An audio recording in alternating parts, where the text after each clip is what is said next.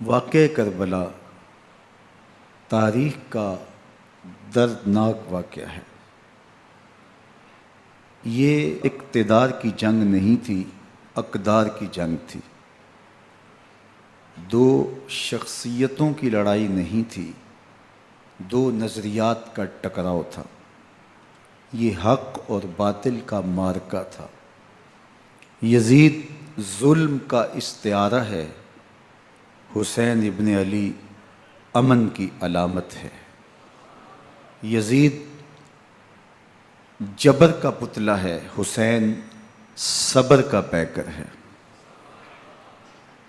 یزید اپنی بدطینت فطرت اور اپنی طبع ناہموار کے باعث دنیا پر ذلت و رسوائی، ظلم، جبر، جور و زیادتی کی علامت بن کے ابھرا، اور حسین ابن علی رضی اللہ تعالی عنہ حق و صداقت کا نشان بن کے ابھرا۔ کربلا کے تپتے ہوئے ریگزار میں حسینی اور یزیدی دو کردار سامنے آتے ہیں۔ اقبال نے کہا تھا، موسیٰ و فرعون و شبیر و یزید، این دو قوت از حیات آید پدید، زندہ حق از قوت شبیری است، باطل آخر داغ حسرت میری است، سرخ رو عشق غیور از خون او، شوخی ای مصرع از مضمون او، تا قیامت قطع استبداد کر، موج خون او چمن ایجاد کر۔ یزید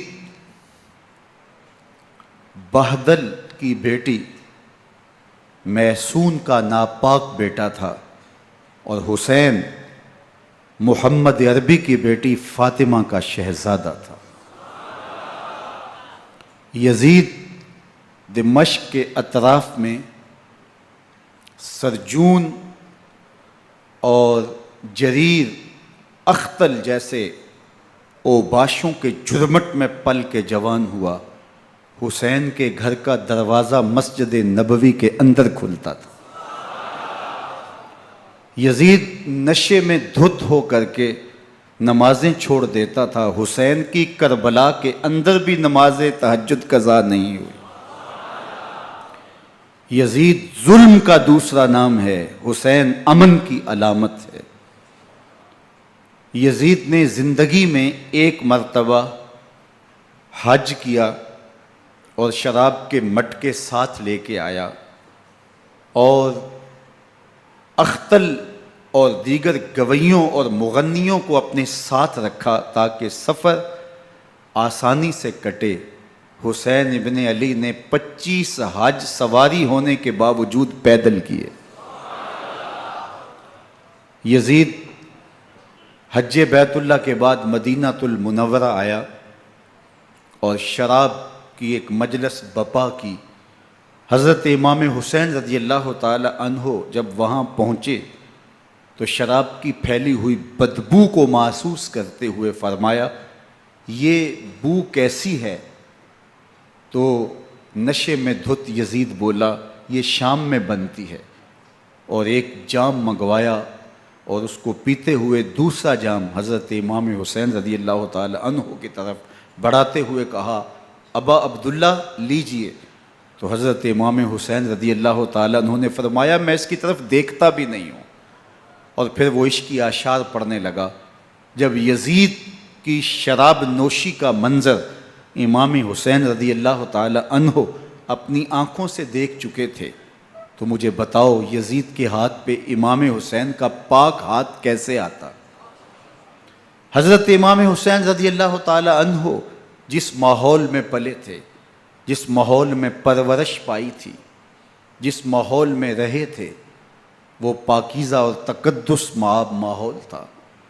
اور یزید کبھی اطراف دمشق میں، کبھی غوطہ میں، کبھی الخضرہ محل میں، اور کبھی کہاں اور کبھی کہاں داد عیش دیتا رہا اور لہو و لعب کے اندر مصروف رہا، اور اس کی زندگی ان چیزوں سے عبارت تھی وہ محرمات کو حلال قرار دیتا، شراب نوشی اس کی ہڈیوں میں رچی ہوئی تھی، اور شریعت بیضا کا مذاق اڑایا کرتا، اور حسین ابن علی رضی اللہ تعالی عنہ کی دوستیاں جن لوگوں سے تھی وہ عبداللہ ابن عباس تھے، عبداللہ ابن عمر تھے، حضرت عبد الرحمن بن ابو بکر رضی اللہ تعالی عنہ تھے۔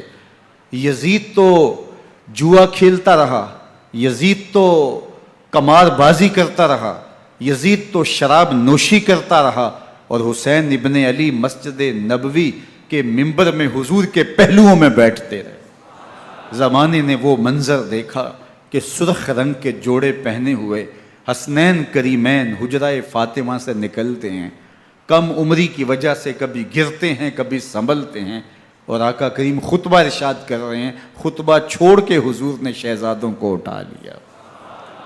وہ منظر بھی زمانے نے دیکھا۔ حضرت عبداللہ بن شداد کہتے ہیں کہ حضور سجدے میں تھے اور سجدہ اتنا طویل ہو گیا، ہمیں لگا یا تو وحی کا نزول ہو رہا ہے یا پھر اللہ کا حکم آ گیا اور اللہ کے محبوب کی روح قبض کر لی گئی۔ لیکن میں نے جب نظریں اٹھا کے ننکیوں سے دیکھا تو کیا منظر تھا کہ حسین ابن علی حضور کی پشت پہ بیٹھے ہوئے اور میرے آقا سجدے کو طول دے رہے ہیں۔ اللہ اکبر! حسین کے لیے پیغمبر کے سجدوں کو طول دیا جا رہا ہے۔ حسین ابن علی کبھی ممبر پہ حضور کی اطراف میں بیٹھتے ہیں، وہ منظر بھی دنیا نے دیکھا کہ حضور کے مبارک کندھوں پر حسین ابن علی بیٹھے ہیں اور حضور کی زلفوں کو پکڑا ہوا ہے۔ تو حضرت عمر رضی اللہ تعالیٰ عنہ دیکھ کے کہتے ہیں واہ واہ کیسی سواری میسر آئی حسین ابن علی کو۔ تو میرے آقا مسکرا کے کہتے ہیں عمر سواری دیکھتے ہو سوار بھی تو دیکھو۔ اللہ اکبر! حضرت اسامہ بن زید بن حارثہ رضی اللہ تعالیٰ عنہ فرماتے ہیں رات کا ایک پہر گزر گیا اور مجھے حضور سے کوئی کام تھا، میں آقا کریم کی خدمت میں حاضر ہوا، در دولت پہ دستک دی، حضور تشریف لائے تو چادر اوڑی تھی، بکل کی ہوئی تھی میرے حضور نے، تو میں نے اپنی حاجت کہی تو حضور نے میری حاجت پوری کر دی۔ لیکن ایک منظر میں نے دیکھا کہ حضور نے جو چادر کی بکل فرمائی تھی اس کے اطراف میں پہلوؤں میں ابھار تھے جس طرح اندر کوئی ہو۔ مجھ سے نہ رہا گیا، میں نے پوچھ لیا، میں نے کہا بندہ نواز چادر کے اندر کیا ہے؟ فَكَشَفَهُ، تو حضور نے چادر کو کھول دیا۔ فَإِذَا الْحَسَنُ وَالْحُسَيْنُ عَلَىٰ وَرِكَيْهِ، تو کہتے ہیں میں نے اپنی آنکھوں سے دیکھا ایک پہلو سے امام حسین لپٹے ہوئے تھے، ایک پہلو سے امام حسن لپٹے ہوئے تھے۔ فرمایا یہ میرے بیٹے ہیں، یہ میری بیٹی کے بیٹے ہیں، اے اللہ میں ان سے پیار کرتا ہوں، تو بھی ان سے پیار کر، جو ان سے پیار کرے اس سے بھی پیار کر۔ ان کی محبت کا درس دیا، ان کے پیار کا سبق پڑھایا، کہا ان سے پیار کرنے والا میرے سے پیار کرنے والا ہے، ان سے بغض رکھنے والا میرے سے بغض رکھنے والا ہے۔ ان کی تکلیف حضور کو بے چین کر دیتی تھی۔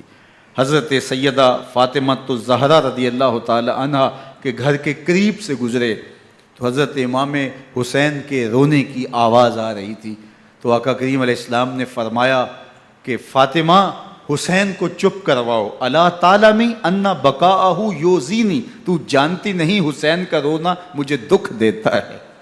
حسین ابن علی کو حضور رونے نہیں دیتے تھے، ان کو دکھی نہیں ہونے دیتے تھے، کیونکہ رسول اللہ صلی اللہ علیہ وسلم جانتے تھے کہ یہ کتنے دکھ سہے گا، کتنی تکلیفوں سے گزرے گا اور کتنے مصائب سہے گا۔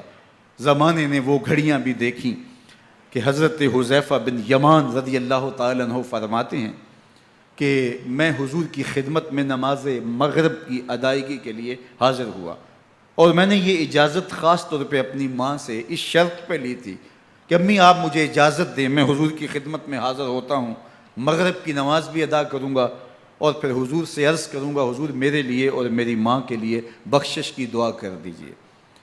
ماں نے اس شرط پہ اجازت دے دی اور میں حضور کی خدمت میں آ گیا، نماز مغرب ادا کی، سلام پھرا تو میرے دل میں آرزو تھی میں حضور سے عرض کروں حضور میرے لیے اور میری ماں کے لیے مغفرت کی بخشش کی دعا کر دیں، لیکن حضور عبادات میں ذکر میں نوافل میں ایسے مشغول ہوئے کہ میں آرزو رکھنے کے باوجود بھی عرض نہ کر سکا۔ خیر نماز عشاء کا وقت ہوا، اذان پکاری گئی، حضور مصلی پہ آئے، نماز پڑھی، سلام پھرا، تو میرے دل میں پھر خیال آیا کہ ماں سے ایک نماز کی چھٹی لی تھی، نمازیں بھی 2 ہو گئیں۔ ماں نے جاتے پوچھنا ہے، حضور سے میرے لیے اور اپنے لیے مغفرت کی، بخشش کی دعا کروائی تھی، تو کیا جواب دوں گا؟ اور حضور اٹھے اور کاشانہ اقدس کی طرف چل دیے۔ اب میرے دل میں یہ خیال رہ کے آ رہا تھا کہ ماں کو کیا جواب دوں گا؟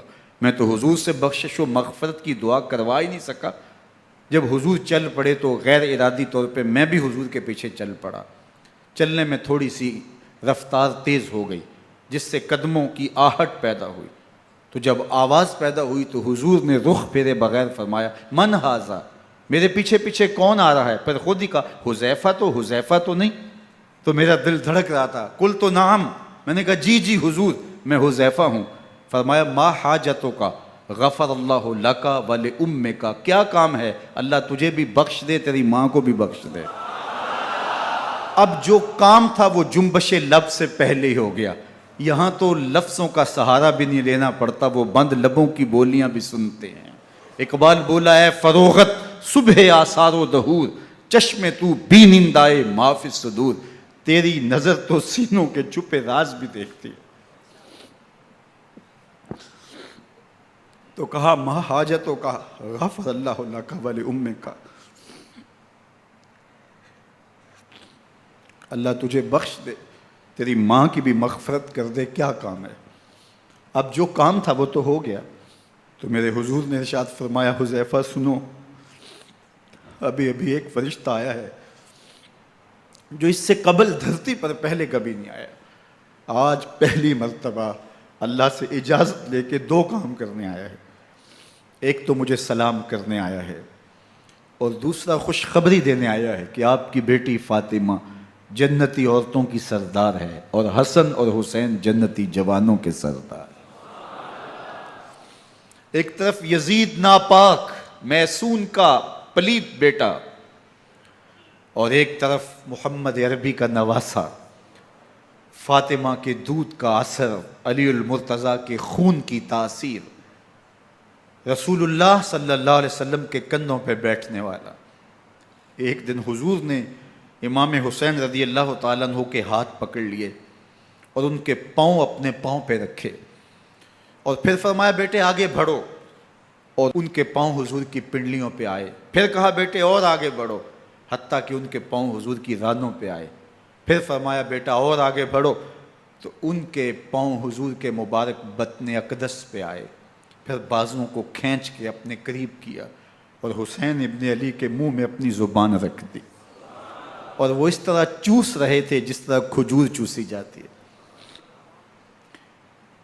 تو اللہ کے محبوب علیہ السلام نے حسین ابن علی کو اپنی زبان کا لعاب دہن دے کر کے، وہ شیر رحمت دے کر کے، وہ کوثر و تسلیم سے پاکیزہ تر آب رحمت عطا کر کے ان کی ہمیشہ کے لیے پیاس بجھا دی، تاکہ کل کربلا کے تپتے ہوئے ریگزار میں حسین ابن علی کو پیاس کی شدت تنگ نہ کرے اور پائے استقلال میں لغزش نہ آنے پائے۔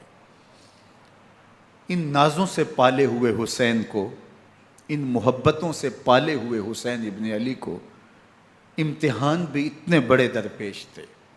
یاری تیری سونا پر ازمیشاں تیریاں اگ، سونا پرکھیا جامدہ ہے نال اگاں دے لگ۔ جتنا بڑا شخص ہوتا ہے اتنی آزمائشیں بھی بڑی ہوتی ہیں۔ پیغمبر رحمت کی آغوش میں کھیلنے والا، حجرہ فاطمہ کا جانشین، مصلی رسول کا وارث، منبر رسول صلی اللہ علیہ وآلہ وسلم پر حضور کے مبارک پہلو اور گود میں بیٹھنے والا حسین، حضور کی زبان چوسنے والا حسین، حضور کے کندھوں پہ سواری کرنے والا حسین، آقا کریم علیہ الصلوۃ والسلام کے مبارک سجدے کی حالت کے اندر حضور کی پشت پہ کھیلنے والا حسین، جس حسین کا دروازہ مسجد نبوی کے اندر کھلتا تھا اور یزید کی کرتوتوں کے چشم دید گواہ تھے۔ یزید جب تخت نشین ہوتا ہے تو اسے یہ فکر ہوتی ہے کہ امام حسین، عبداللہ بن زبیر، عبداللہ بن عمر، عبداللہ ابن عباس یہ میری بیعت کریں، اور وہ ولید بن عقبہ کو لکھتا ہے کہ ہر صورت میں ان کی بیعت لو، اور اگر بیعت نہ دیں تو سختی کرو۔ حضرت امام حسین رضی اللہ تعالی عنہ کو بلاوا آتا ہے کہ آپ کو دارالامارت میں گورنر ہاؤس میں بلایا جا رہا ہے، ولید بن عقبہ کا پیغام آپ کو پہنچتا ہے۔ آپ اس وقت فرماتے ہیں کہ اس وقت جو پیغام پہنچا ہے وہ کسی خطرے سے خالی نہیں ہے، تو کچھ سواروں کو ساتھ لیا، کہا تم دارالامارت کے باہر کھڑے رہنا، اگر میری آواز بلند ہوئی تو اندر آ جانا، ورنہ تم انتظار کرنا۔ آپ اندر گئے۔ ولید بن عقبہ نے مروان کو بھی بلایا تھا۔ مروان بن حکم یہ گورنر مدینہ ولید سے پہلے رہ چکا ہے، تو اس نے مشورہ دیا کہ سختی کی جائے۔ خیر ولید بن عقبہ نے کہا کہ یہ خط ہے، حضرت امیر معاویہ کا انتقال ہو گیا اور یزید تخت نشین ہوا ہے، لہٰذا وہ آپ سے بیعت کا مطالبہ کرتا ہے۔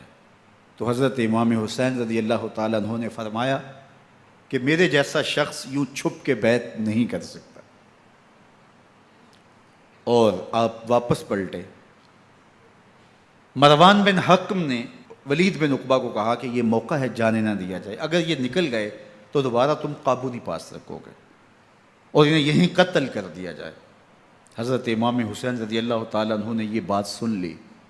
کہتے ہیں حضرت امام حسین انہی قدموں کے بل واپس پلٹے اور مروان بن حکم سے مخاطب ہو کے کہا، مروان کیا بول رہا ہے؟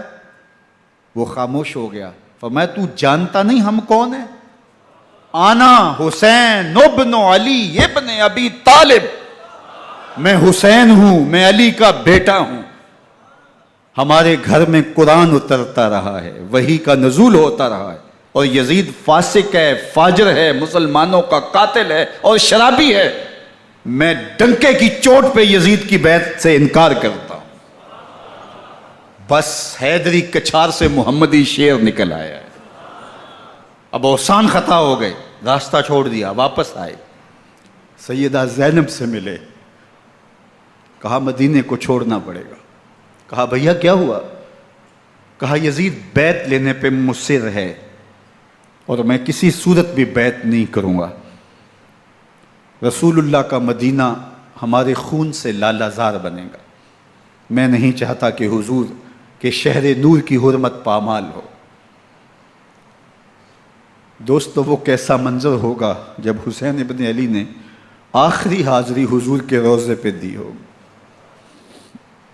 حاجی یا معتمر 10 دن کے لیے، 8 دن کے لیے، 20 دن کے لیے مدینہ المنورہ عارضی سکونت اختیار کرتا ہے، اور حضور کے روضہ انور سے، اس شہر نور سے، ان گلیوں سے، ان بام و در سے ایسا مانوس ہو جاتا ہے کہ جب واپس پلٹ رہا ہوتا ہے ان دعاؤں کے ساتھ کہ دوبارہ آنا بھی نصیب ہو، اور اسے لگتا ہے کہ میں دوبارہ بھی بلایا جاؤں گا، لیکن اس کے باوجود شہر حبیب چھوڑنا قیامت سے کم نہیں ہوتا۔ اعظم چشتی مرحوم آخری بار جب حضور کے روضہ انور پہ گئے تو بیمار تھے، ویل چیئر پہ تھے۔ باب بقی سے باہر نکلے تو خادم سے کہا کہ میری ویل چیئر پیچھے سے کھینچو تاکہ میرا رخ روضہ انور کی طرف رہے، اور وہ پیچھے سے کھینچتا چلا جا رہا ہے، اور جب باب مکہ سے پیچھے جنت البقیع کے قریب سے گنبد خضرا نگاہوں سے اوجل ہونے لگا تو اعظم چشتی مرحوم نے کہا، جان بدن سے نکلتی ہے اعظم، جان بدن سے نکلتی ہے اعظم، کوئی آسان ہے مدینے سے جدا ہونا، کوئی آسان ہے مدینے سے جدا ہونا۔ یہ اس شخص کی کہانی ہے جو 10 دن، 5 دن، مہینہ، 2 ماہ وہاں رہتا ہے، اور پھر اس شہر کو چھوڑ کے آنا اس کے لیے آسان نہیں ہوتا۔ اور مجھے بتاؤ کہ حسین جو پیدا مدینے میں ہوا، جس کے گھر کا دروازہ مسجد نبوی کے اندر کھلتا تھا، جو مسجد نبوی کے اندر پرورش پا کے جوان ہوتا ہے اور مدینے کی گلیوں میں کھیلتا رہا، اس حسین ابن علی کے لیے مدینہ چھوڑنا، اور پھر وہ اس بات کا علم اور شعور رکھتے تھے کہ یہ آخری بار حضور کے در پہ حاضری ہے، دوبارہ اس شہر نور میں نہیں آ سکوں گا، تو کیا قیامت ہوگی اور کیا منظر ہوگا۔ محمد بن حنفیہ کے علاوہ خاندان نبوت کے جتنے لوگ تھے ان سب نے شہر مدینہ کو الوداع کہا، اور رات کے موقع میں مدینہ المنورہ کو، مسجد نبوی کو چھوڑ کر کے مکہ کی جانب عازم سفر ہوئے۔ 3 شعبان المعظم کو مکہ المکرمہ پہنچتے ہیں، ادھر کوفیوں کے خطوط آنے شروع ہو جاتے ہیں۔ حضرت امام حسین رضی اللہ تعالیٰ عنہ مسلم بن عقیل رضی اللہ تعالیٰ عنہ کو صورتحال معلوم کرنے کے لیے بھیج دیتے ہیں۔ 40,000 کوفی آپ کے ہاتھ پہ بیعت کر لیتے ہیں۔ ادھر 25 پیدل حج کرنے والے حضرت امام حسین 8 ذی الحج کو احرام باندھتے ہیں، لیکن آپ کو پتہ چلتا ہے کہ حاجیوں کے روپ میں قاتل چھپا دیے گئے، تو آپ اس احرام کو حج کی بجائے عمرے میں بدلتے ہیں اور کوفے کی جانب عازم سفر ہوتے ہیں۔ کائنات والو، ذرا سینے پہ ہاتھ رکھ کے دیکھو کہ یہ کتنا مشکل مرحلہ تھا۔ اس دین کی آبرو کو بچانے کے لیے حضرت امام حسین رضی اللہ تعالیٰ عنہ نے کتنا بڑا قدم اٹھایا۔ آپ کے بہی خواہ، دوست، احباب عبداللہ بن عمر یہ سارے روکتے ہیں۔ عبداللہ بن عباس کہتے ہیں حضرت نہ جائیے، الکوفی لا یوفی، کوفی کبھی وفا نہیں کرتے، آپ کے والد کو وہاں شہید کیا گیا، لیکن آپ ایک فرض کو نبھانے جا رہے ہیں۔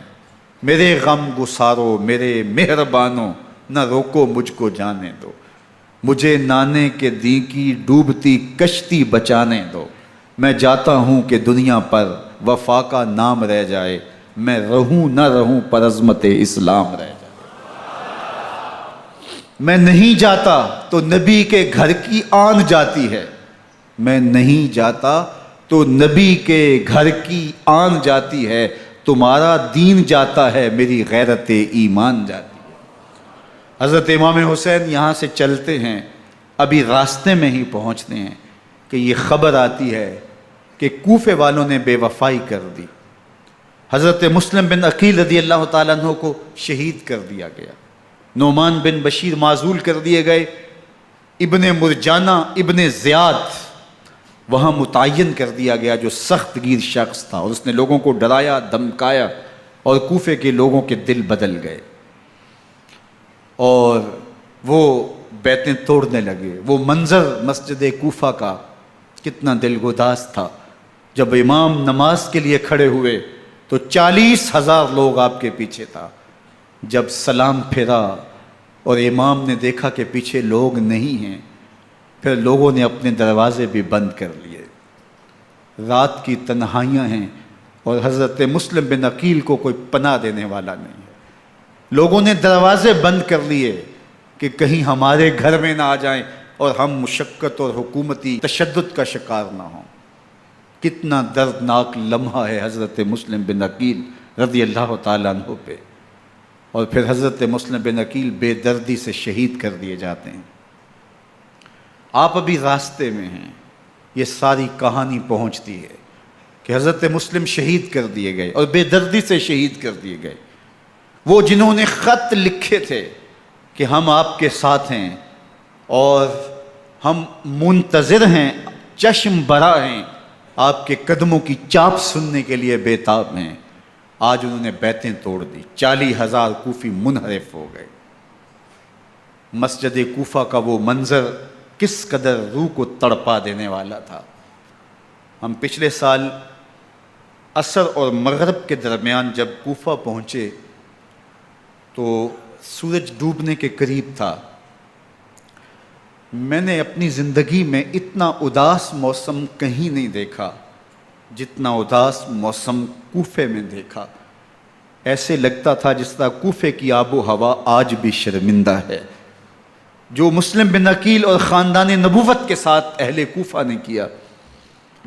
حضرت امام حسین رضی اللہ تعالیٰ عنہ کو ان کے بہی خواہوں نے، اعزاء نے، اقربا نے، دوستوں نے، آوان و انصار نے، ساتھیوں نے کہا کہ حضرت حالات یکسر تبدیل ہو گئے، اب ہمیں مراجعت کر جانی چاہیے، واپس پلٹ جانا چاہیے۔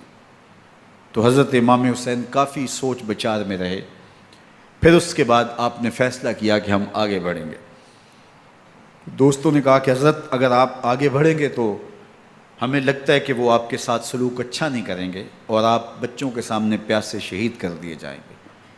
تو حضرت امام حسین رضی اللہ تعالیٰ عنہ نے وہاں ایک خطبہ ارشاد فرمایا کہ لوگو تم جو مجھے بتا رہے ہو مجھے اچھی طرح معلوم ہے، جو تم مجھے منظر پیش کر رہے ہو وہ میری نگاہوں میں ہے، اور جو کچھ ہونے والا ہے چشم تصور وہ منظر دیکھ رہی ہے۔ چونکہ حضرت امام حسین رضی اللہ تعالیٰ عنہ کی شہادت کی خبر حضرت امام حسین کے پیدا ہوتے ہی خاندان نبوت میں عام تھی۔ حضور علیہ الصلوۃ والسلام کو یہ بات جبریل امین نے آ کے بتائی تھی جب حسین ابن علی کے ساتھ حضور محبت کا اظہار کر رہے تھے، تو یہ جبریل امین نے آ کے کہا تھا حضور آپ کا یہ بیٹا ارض طف میں شہید کر دیا جائے گا، اور کربلا کی مٹی لا کے حضور کو دی اور ام سلمہ کو حضور نے عطا کر دی۔ حضرت ام سلمہ کہتی ہیں کہ ایک دن میں سوئی تو خواب دیکھا کہ حضور کے مبارک بال بکھرے ہوئے ہیں اور سخت پریشان ہیں، تو میں نے کہا کہ حضور آپ کی یہ کیا حالت ہے؟ وَبِيَدِهِ قَارُورَةٌ، اور حضور کے ہاتھ میں ایک شیشی ہے، فِيهَا دَمٌ، جس کے اندر خون ہے۔ تو میں نے کہا حضور یہ کیا؟ فرمایا میں قتل گاہ حسین سے آ رہا ہوں اور یہ حسین ابن علی کا خون ہے۔ تو کہا 10 محرم کا دن تھا، دوپہر کا یہ منظر تھا، میں کیلولہ کر کے اٹھی، جب میں نے دیکھا تو وہ شیشی جس میں کربلا کی مٹی رکھی تھی وہ خون بن چکی تھی۔ تو یہ خبر پہلے دی گئی تھی، یہ بتا دیا گیا تھا۔ فرمایا میرے دوستو جو تم مجھے بتاتے ہو میں اس سے بے خبر نہیں ہوں، یہ سب کچھ ہونے والا ہے، لیکن اس کے باوجود میں کیوں جا رہا ہوں؟ تو آپ کا ایک تاریخ ساز جملہ ہے جو کربلا کے فلسفے کو ہمارے سامنے رکھتا ہے کہ یہ اتنا بڑا امتحان کیوں دیا۔ حضرت امام حسین رضی اللہ تعالیٰ عنہ نے فرمایا وَلَكُمْ فِي أُسْوَةٌ، میں اس لیے جا رہا ہوں قیامت تک ظلم، جبر اور ناانصافی کے خلاف کھڑے ہونے والوں کے لیے کوئی نمونہ تو ہو۔ میری زندگی قیامت تک ظلم، جبر اور استحصالی نظام کے خلاف کھڑے ہونے والوں کے لیے نمونہ ہے۔ تو حضرت امام حسین رضی اللہ تعالیٰ عنہ نے حق اور باطل کے درمیان ایک سرخ لکیر کھینچ دی اپنے خون سے۔ اب حق اور باطل کا امتیاز کرنا مشکل نہیں ہے، کوئی باطل پہ اڑا رہے تو الگ بات ہے، لیکن امتیاز کرنا مشکل نہیں ہے۔ حدود بالکل واضح کر دیں۔ اقبال نے یہاں کتنی خوبصورتی کے ساتھ اس مضمون کو نبھایا۔ سرخ رو عشق غیور از خون او، شوخی این مصرع از مضمون او، تا قیامت قطع استبداد کر، موج خون او چمن ایجاد کر۔ ایک جہاں آباد کر دیا، حق اور باطل کی راہیں اجال دی۔ اب لوگوں کو یزید کا چہرہ پہچاننے میں دیر نہیں لگتی، وقت کے ہر یزید کا چہرہ آسانی سے پہچانا جا سکتا ہے۔ یہ معرفت زمانے کو کروائی کس نے؟ حسین ابن علی نے کروائی رضی اللہ تعالی عنہ۔ تو حضرت امام حسین نے فرمایا کہ جو میرے ساتھ ہونے والا ہے میں اچھی طرح جانتا ہوں، لیکن میں اس کے باوجود آگے بڑھوں گا۔ پھر بڑھے اور کربلا میں جا کے خیمہ زن ہو گئے۔ 7 محرم کو پانی بند کر دیا گیا، پانی بند ہوا تو کھانا بھی میسر نہیں تھا، لیکن ذکر پانی کا ہوتا ہے اس لیے کہ کھانے کے بغیر انسان کئی دن کاٹ لیتا ہے، لیکن پانی کے بغیر گزر نہیں ہوتی۔ تو فرات کی نہر سامنے اپنی موجوں کے ساتھ چمک رہی ہے، لیکن ایک قطرہ آب بھی آل رسول کو نہیں دیا جا رہا۔ کائنات کے اندر ایسے انوکھے امتحان بھی ہوتے ہیں، وارث ہوں ساقی کوثر کے، مالک ہوں حوض کوثر کے، اور بیٹے ہوں ساقی کوثر کے، اور آج ایک بوند پانی کی بھی میسر نہ ہو۔ صبر کا امتحان ہے، عزیمت کا امتحان ہے۔ حضرت امام حسین رضی اللہ تعالیٰ عنہ خیمہ زن ہو گئے، 3 دن تک پانی بند رہتا ہے۔ 9 محرم کو رات کی تنہائی میں حملہ آور ہونا چاہتے ہیں، لیکن آپ نے کہا کہ ہمیں اللہ کے حضور عبادت اور ذکر کے لیے وقت دیا جائے۔ ساری رات ذکر میں گزرتی ہے، عبادات میں گزرتی ہیں۔ رات کے اندھیرے میں آپ چراغ بجھا دیتے ہیں۔ آوان و انصار کو کہتے ہیں کہ ان کی دشمنی میرے ساتھ ہے، انہیں میرا خون چاہیے، اگر تم رات کی تاریکی میں نکل جاؤ تو میں تم سے کوئی مواخذہ نہیں کروں گا، اور یہ بھی تمہارا پیچھا نہیں کریں گے، اس لیے کہ ان کا مطلوب تم نہیں ہو، ان کا مطلوب میں ہوں۔ جب چراغ جلایا تو کوئی بھی نہیں گیا۔ مسلم بن اوسجہ کھڑے ہو کے کہتے ہیں حضرت اگر ہمارے بدن کو 70 بار کاٹا جائے اور جلایا جائے اور ہواؤں میں اڑا دیا جائے پھر بھی آپ کا ساتھ نہیں چھوڑیں گے۔ 70 سال کے بوڑھے ہیں حبیب بن مظاہر، کہتے ہیں حضرت آپ کو چھوڑ کے جائیں کہاں، آپ کو چھوڑ کے جائیں کہاں؟ کوئی ساتھ چھوڑنے کے لیے تیار نہیں ہے۔ پیاس ہے، سخت گرمی ہے، کربلا کا ماحول ہے، 72 افراد اور خاندان کی خواتین میدان کربلا میں خیمہ زن ہیں۔ دوسری طرف لشکر اعداء اشقیا 22,000 کی تعداد میں مقابلے میں، ایک روایت 30,000 کی ہے۔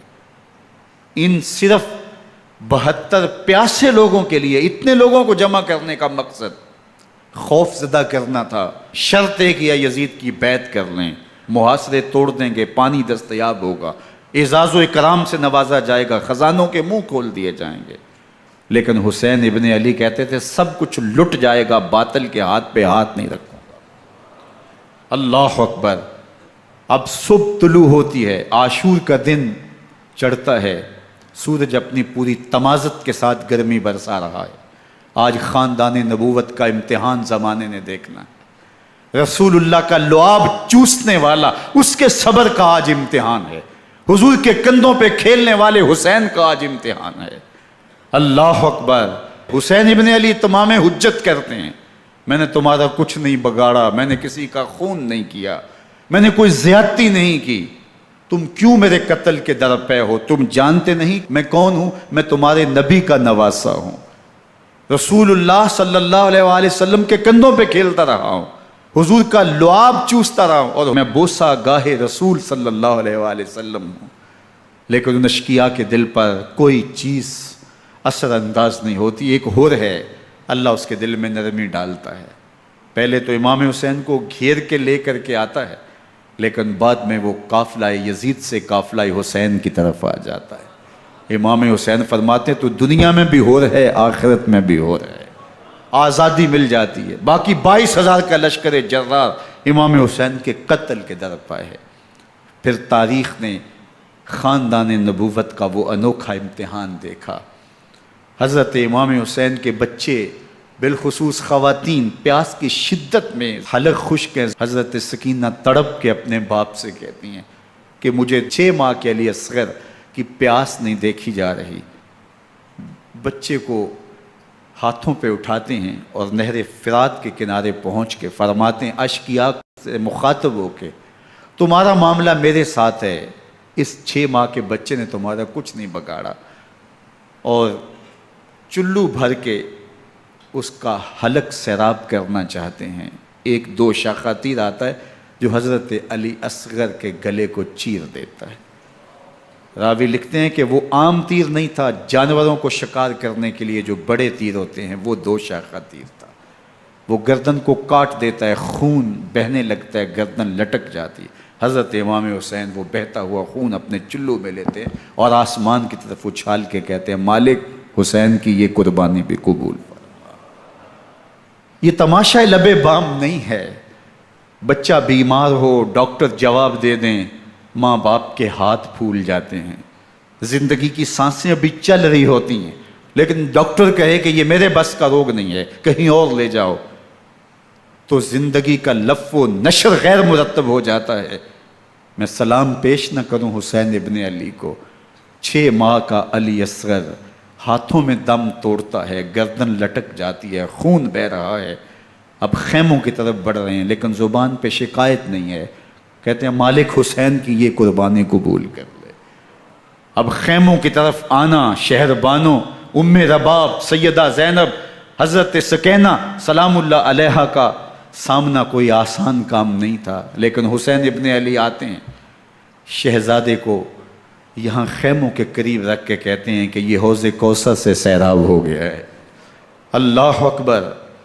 کوہرام مچ جاتا ہے خیموں کے اندر، کیا منظر ہوگا، اور ان کو کن الفاظ کے پیرائے میں ڈھال کر کے ان کیفیات کو بیان کیا جا سکتا ہے جو اہل بیت کے خیموں کے اندر علی اصغر کی شہادت کے بعد کا منظر رقم ہو رہا ہوگا۔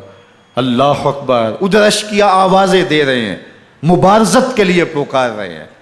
زمانے نے پھر وہ منظر بھی دیکھا کہ جوان بیٹے کو 18 سال کی کمائی حضرت امام حسین میدان عمل میں بھیج رہے ہیں۔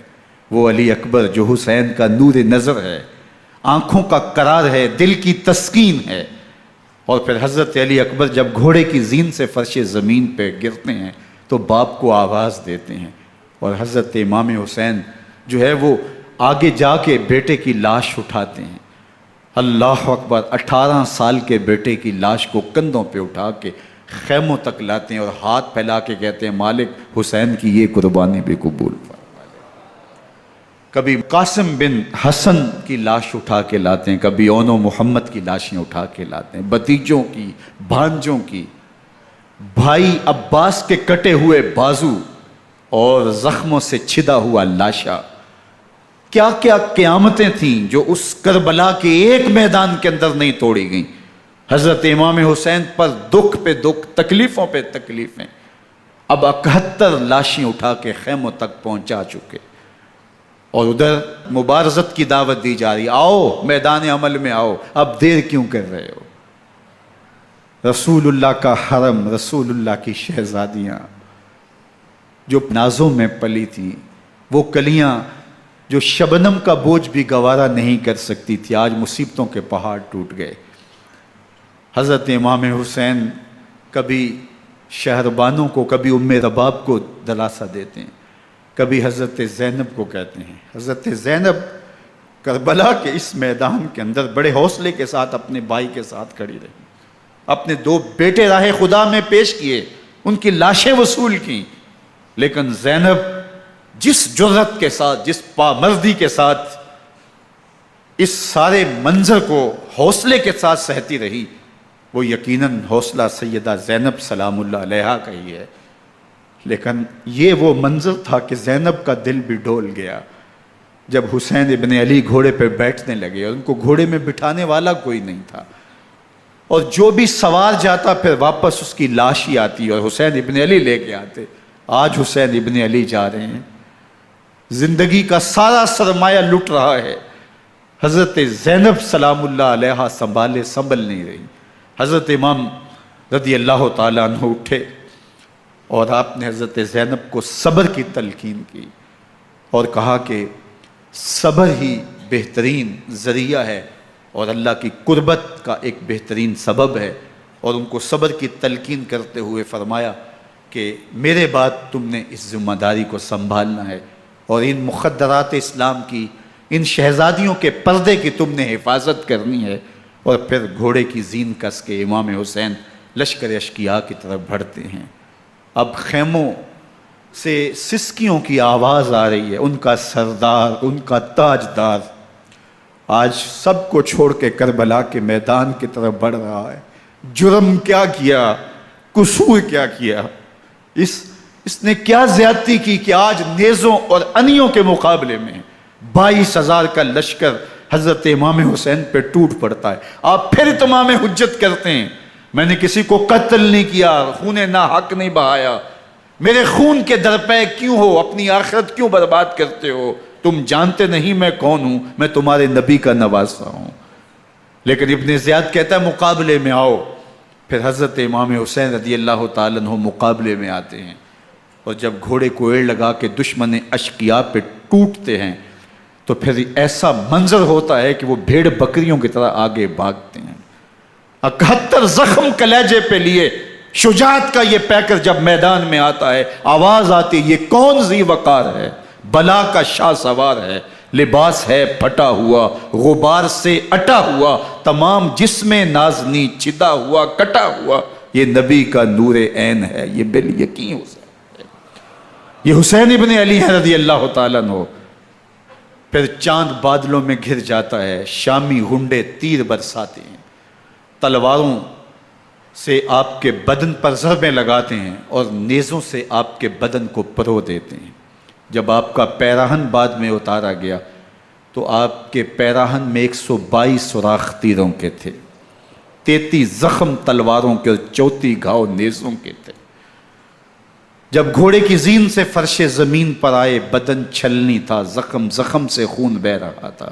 3 دن کا پیاسا حسین، اللہ اکبر، بدن زخموں سے چور، 71 لاشیں کلیجے پہ لیے، مخدرات اسلام کے پردے کا خیال دل میں الگ ہے، لیکن گھوڑے کی زین سے جب فرش زمین پہ امام حسین آتے ہیں، زبان پہ ہائے نہیں، نالا و شیون نہیں، چیخ و پکار نہیں، آتے ہی پیشانی سجدے میں رکھتے ہیں اور پکارتے ہیں اللہم ردن بقضائک وصبرن علی بلائک تسلیما لامرک سبحان ربی الاعلی۔ مالک گھر لٹا کے، بچے لٹا کے، خاندان سب کچھ قربان کر کے، اپنے بدن کو زخموں سے چھلنی کروا کے، تیروں اور نیزوں کی انیوں سے اپنے آپ کو زخمی کروا کے، تیرے حضور سر جھکا کے یہ اقرار کرتا ہوں کہ حسین تیری تقدیر پہ راضی ہے۔ مالک تو بھی بتا، تو بھی حسین پہ راضی ہوا ہے کہ نہیں ہوا؟ آواز آ رہی ہے، اس پیاسے پر علی شیر خدا کو ناز ہے، اس نواسے پر محمد مصطفیٰ کو ناز ہے۔ اوروں نے بھی سجدے کیے پر اس کا عجب انداز ہے، اس نے وہ سجدہ کیا جس پر خدا کو ناز۔ حسین ابن علی رضی اللہ تعالیٰ عنہ کا سر انور دستے قاتل نے تب کاٹا جب وہ سجدے میں جھکا ہوا تھا۔ یزید نے کہا میں بیعت لوں گا، امام حسین نے کہا کبھی بھی نہیں دوں گا، یہ سر کٹ سکتا ہے، جھک نہیں سکتا۔ سر کاٹ کے نیزے کی نوک پہ چڑھا دیا گیا، اور یہ اس بات کا اعلان تھا کہ ہم جیت گئے اور حسینی ہار گئے، اور لشکر یزید میں غوغا مچ گیا، نقارے بجنے لگے کہ ہم جیت گئے، دیکھو امام حسین شہید کر دیے گئے، اور سر کاٹ کے نیزے کی نوک پہ چڑھایا گیا۔ لیکن لشکر یزید سے یہ آواز آئی، یہ کیسا سر ہے جو کٹ کے بھی سر بلندی ہے، کٹ گیا ہے پھر بھی اونچا ہے۔ اللہ اکبر، یہ سر سجدے میں کٹا ہے، رب کے حضور عبادت کی حالت میں کٹا ہے۔ حسین آج بھی سجدے میں ہے، اللہ اکبر، حسین آج بھی سجدے میں ہے، بلکہ کٹے ہوئے سر کا رخ زمین کی جانب تھا اور کٹی گردن آسمان کی طرف، یوں نیزے پہ پرویا گیا۔ اللہ اکبر، ایک شاعر نے نقشہ کھینچا، بآنکھ سر نیزے پہ اور سوئے زمین ہے روح، یعنی سجدہ ثانی کی ہے آرزو۔ رکعت کے 2 سجدے ہوتے ہیں، ابھی ایک سجدہ ہوا تھا کہ دست قاتل نے سر کاٹ دیا، کہا حسین کی پیشانی میں دوسرے سجدے کی تمنا مچل رہی ہے۔ یہ تھا حسین ابن علی کا سجدہ، ساری زندگی رب کے حضور سجدہ قضا نہیں ہونے دیا۔ آج پانی نہیں ہے، اللہ اکبر، آج تیمم کر لیتے ہیں، آج اپنے خون کو اوڑھ کر کے حسین نے اپنی پیشانی اپنے مالک کے حضور جھکا کر کے عظیمت کی وہ انوکھی داستان رقم کر دی کہ صدیاں گزرنے کے باوجود بھی ان کی یادوں کے چراغ روشن ہیں۔ جب حضرت امام حسین اور دوسرے اعیان و انصار کو شہید کر دیا گیا تو ان کے سر نیزوں کی نوک پہ چڑھا دیے گئے۔ حضرت امام حسین کا کٹا ہوا سر اور باقی 71 افراد کے کٹے ہوئے سر نیزوں کی نوک پہ، اور 10 سواروں کو ابن سعد نے کہا کہ ان کو رون دو، اور گھوڑوں کی ٹاپوں تلے حضرت امام حسین رضی اللہ تعالیٰ عنہ اور ان کے آوان و انصار کو جو ہے وہ روندا گیا، حتیٰ کہ ان کی استخوان مبارک، ان کی ہڈیاں بھی چور چور ہو گئیں۔ روننے سے قبل ان کا لباس اتار لیا، ان کے کپڑے اتار لیے گئے۔ اللہ اکبر، کیسی دردناک گھڑیاں تھیں۔ یزید کا صرف یہی بد کرداری کا مرحلہ نہیں تھا، اس کربلا کے صحرا کے اندر یزید نے جس طرح امام حسین رضی اللہ تعالیٰ عنہ کو شہید کیا اور حضرت امام حسین کے خاندان کو شہید کیا، جب مدینہ المنورہ پر یزید نے مسلم بن عقبہ کو مقرر کیا، جس کو بزرگوں نے مصرب بن عقبہ کہا ہے، تو اس کو کہا 3 دن تک مدینے کا حرم تمہارے لیے حلال ہوگا، جو چاہو تم کرنا، اور شامی فوجوں کو اجازت ہوگی۔ تو وہاں بھی انہوں نے 10,000 تابعین اور 700 صحابہ کو شہید کیا۔ حضرت ابو سعید خدری رضی اللہ تعالیٰ عنہ گھر سے باہر نکلے، کافی بوڑھے ہو چکے تھے، تو انہوں نے حضرت ابو سعید خدری کو پکڑ لیا، کہا تم کون ہو؟ کہا مجھے ابو سعید خدری کہتے ہیں۔ تو کہا ہاں تمہارا نام سنا ہے، اور داڑھی سے پکڑ کے کھینچا اور کہا کہ ہے تمہارے پاس جو ہمیں دو؟ تو کہا کہ میرے پاس تو کچھ بھی نہیں، میں تو فقیر آدمی ہوں۔ تو ان کے گھر ان کو لے گئے، تو 2 کبوتر رکھے تھے حضرت ابو سعید خدری نے، تو وہ کبوتر لوٹ کے لے گئے۔ اللہ اکبر۔ حضرت ابن سنان رضی اللہ تعالیٰ عنہ کو، جو حضور کے علم بردار تھے فتح مکہ کے دن، ان کو ستو پہلے پلائے اور پھر ان کی گردن کاٹی گئی اور کہا یہ ہے وہ ستو جو تم زندگی میں آخری بار پیو گے۔ ایک گھر میں داخل ہوئی شامی فوج، تو ایک خاتون کے ابھی بچہ پیدا ہوا تھا، اور قابلہ نے، دائیا نے وہ بچہ ماں کی چھاتی پہ لٹایا، اور وہ ماں کا پہلا دودھ پی رہا تھا۔ تو یہ جا کے کہنے لگے نکالو تمہارے پاس جو کچھ ہے۔ تو اس خاتون نے کہا تم جانتے ہو یہ بچہ کون ہے؟ تو انہوں نے کہا ہم نہیں جانتے۔ کہا یہ حضرت ابن ابی کبشہ انماری رضی اللہ تعالیٰ عنہ کا بچہ ہے، اور یہ وہ صحابی ہیں کہ جو بیعت الشجرہ کے موقع پہ حضور کے ہاتھ پہ بیعت کرتے ہیں۔ انہوں نے اس چیز کا لحاظ نہ کیا کہ جو کچھ ہے وہ ہمیں دو ورنہ تیرے بچے کو نہیں چھوڑیں گے۔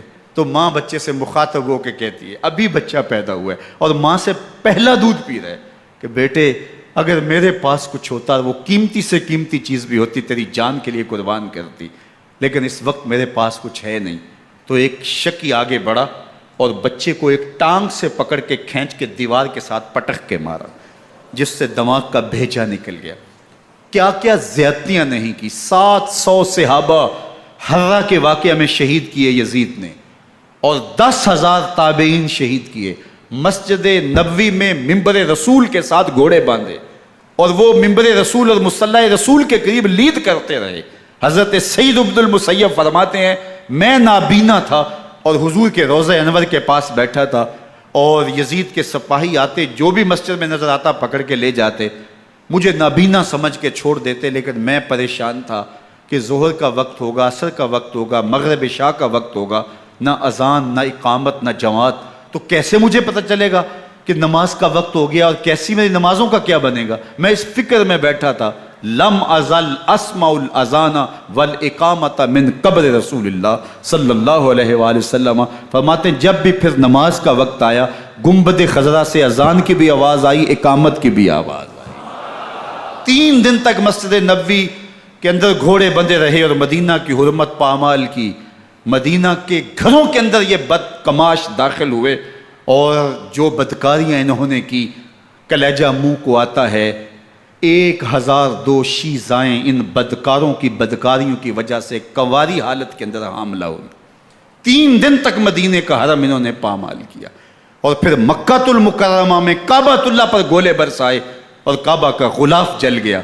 وہ تو یزید مر گیا، اور حضرت عبداللہ ابن زبیر رضی اللہ تعالیٰ عنہ نے اپنی خلافت کا اعلان کیا۔ یزید کے یہ کرتوت تھے، ادھر اہل مدینہ کو ستایا، ادھر اہل مکہ کو ستایا، اور رسول اللہ صلی اللہ علیہ وسلم کے خانوادے کی بے حرمتی اور توہین کی۔ نہ صرف انہیں قتل کیا گیا، ان کی لاشوں پہ گھوڑے دوڑائے۔ ابن سعد اور شمر جو ہے وہ خیموں میں داخل ہوا اور مخدرات اسلام کی چادریں چھیننے کی کوشش کی۔ حضرت زینب سلام اللہ علیہ نے مخاطب ہو کے کہا ہمارے چہرے کے رکھوالے چلے گئے ہیں، ظالم تو خیال نہیں کرتا ہم رسول اللہ کی بیٹیاں ہیں۔ حضرت شہربانو، حضرت زین العابدین اور حضرت زینب سلام اللہ علیہم، ان تینوں کو ایک اونٹ پہ باندھا گیا، اور باقی اونٹوں پہ باقی سادات کو، حضور کی شہزادیوں کو باندھا گیا، رسیوں میں جکڑا گیا، اور اونٹوں پہ باندھ کر کے کوفے کی جانب آگے آگے شہیدوں کے سر چل رہے ہیں، اور پیچھے یہ قافلہ چل رہا ہے۔ اور جب یہ قافلہ وہاں سے گزرا جہاں لاشیں پڑی تھیں، امام زین العابدین 14 سال کے تھے اور بیمار تھے، اور ان کا حوصلہ نہ ہوا، وہاں غشی ان کے اوپر آنے لگی، اور وہ منظر ابن کثیر نے، باقی لوگوں سب نے لکھا ہے کہ پھر جب ان کی یہ حالت ہوئی تو پھر سیدہ زینب سلام اللہ علیہ، جنہوں نے ابھی تک بڑے حوصلے کے ساتھ ساری مشکلات کا مقابلہ کیا تھا، اب ان کے بندھن ٹوٹ گئے اور آنکھوں سے آنسو بہنے لگے، اور سیدہ زینب نے امام حسین رضی اللہ تعالیٰ عنہ کی لاش پہ کھڑے ہو کے، اور وہ روندی ہوئی لاش، ٹوٹی ہوئی ہڈیاں، اور وہ پریشان بدن، کٹا ہوا سر نیزے کی نوک پہ، اور لاش یہ پڑی ہے، تو حضرت سیدہ زینب نے مدینے کی طرف منہ کر کے جو ہے وہ حضور سے فریاد کی، یا محمد آہو، یا محمد آہو، ھذا حسین بالآراء مزمل بالدماء، یا محمد آہو بناتوں کا سبایا۔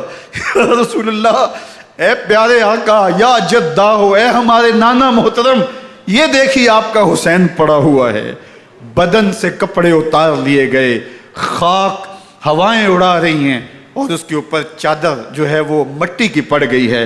حضور آپ کی اولاد کاٹ دی گئی، اور پھر کہا بناتوں کا سبایا، حضور دیکھیے آپ کی بیٹیوں کے ہاتھ باندھ دیے گئے ہیں، اونٹوں پہ کس دیا گیا ہے، سر شہیدہ آگے آگے چل رہے ہیں، اور حضرت سیدنا امام حسین کا آگے آگے سر ہے۔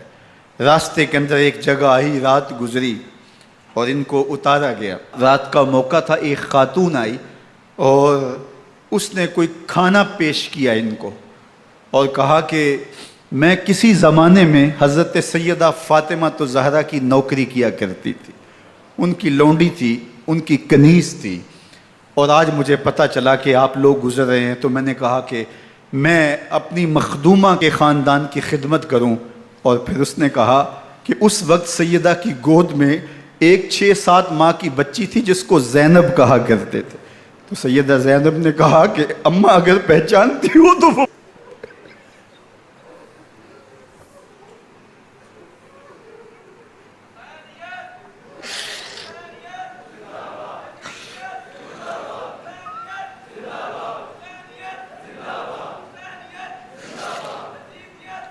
یہ تاراج اور لٹا ہوا کارواں پھر وہاں سے کوفے میں کیسے پہنچا، اور کوفے کے اندر سیدہ زینب سلام اللہ علیہا نے وہ یزید کے دربار میں، ابن زیاد کے دربار میں وہ جرأت آمیز جو باتیں کہیں، اللہ اکبر، زینب کی زبان میں علی کی خطابت بول رہی تھی، اور پھر دشمن اور دوست سارے رونے لگے، اور وہ کیا دل گداز منظر تھے۔ اور پھر یہ سروں کا قافلہ اور سادات کرام کا مشکیں کسی ہوئی ہیں اور اونٹوں پہ باندھے ہوئے، ان کو وہاں سے پھر قادسیہ، اور قادسیہ سے پھر دمشق یزید کے دربار میں پہنچایا گیا، اور وہاں سے یہ لٹے ہوئے خانمہ برباد تاراج لوگ مدینہ المنورہ میں کیسے پہنچے، اور اہل مدینہ نے کیسے استقبال کیا، اور وہ منظر کتنا دل گداز تھا جب اہل مدینہ زینب سے پوچھتے تھے زینب حسین کہاں ہے؟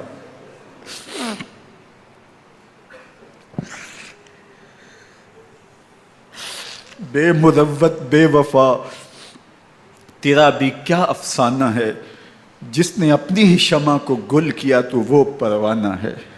اپنے پیغمبر کے شہزادوں کو اور اپنے پیغمبر کی شہزادیوں کو جو دکھ اس امت نے دیے، یہ کائنات کی ایک انوکھی داستان ہے۔